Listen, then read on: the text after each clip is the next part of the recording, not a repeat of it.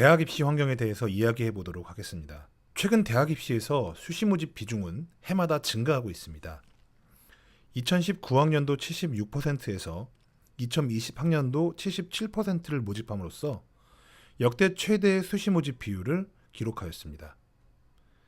계속해서 수시 전형이 확대되면서 정시를 배제하고 수시 전형에 올인하는 학생들이 통계적으로 급격히 증가하고 있습니다.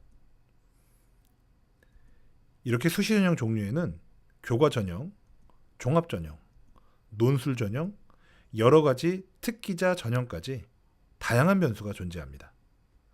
교과에서도 최저 기준을 적용하는 대학교가 있고, 또한 종합 전형은 내신이 낮더라도 비교과 영역으로 뒤집고 들어오는 경우도 많이 있습니다.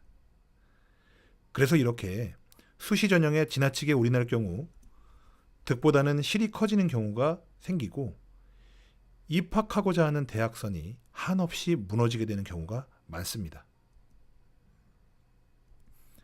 과거 6대 4 정도의 비율로 수시 정시가 유지되고 있었을 때 많은 학생들이 정시에 대한 가능성도 염두를 하면서 대학 입시를 준비를 해왔습니다.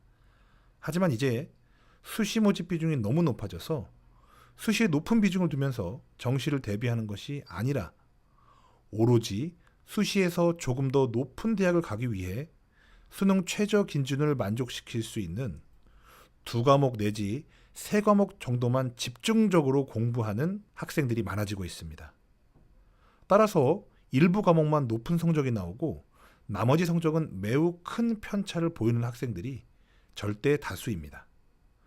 이러다 보니 3학년의 6월이나 9월 모의고사에서 본인의 기대치와 역량이 점점 어긋나게 됨에 따라 수능에서 좋은 성적을 기대할 수 없게 되고, 결과적으로 수시 전형에서 무조건 합격을 해야 되는 막다른 길로 들어서게 됩니다.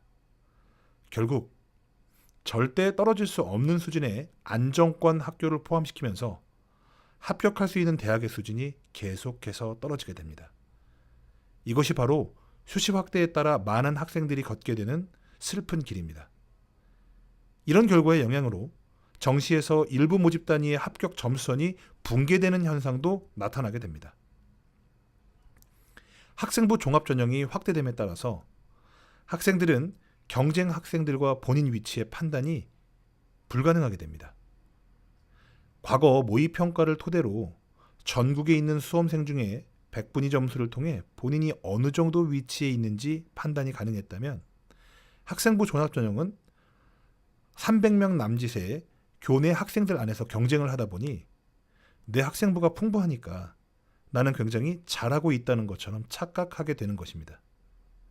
상대적으로 같은 종합전형에서 경쟁하게 될 다른 학교 학생들이 얼마나 역량을 키워서 오는 줄 모르기 때문에 한없이 합격에 대한 기대치가 높아지게 되면서 종합전형에 올인을 하게 됩니다.